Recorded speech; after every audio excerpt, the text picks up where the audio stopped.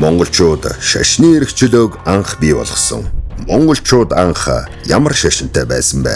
Шашин хоорондын мөргөлдөөн бол өнөөдөр дэлхийн өнцөг булан бүрд өрнөж байгаа тулгамдсан асуудал юм. Тэгвэл энэхүү эдрэтэй асуудлыг монголчууд 13 дугаар зуунд амжилттай шийдэрлэж байжээ.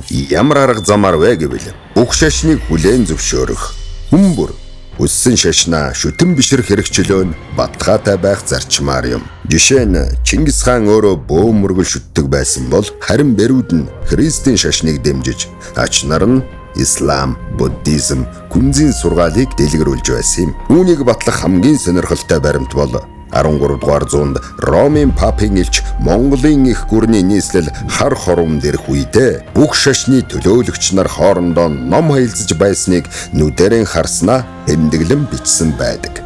Хаадууд дундаас бусад орны шашин шүтлэхийг ойлгож хүндэлдэг нь Монгол хаан юм. Монгол хаан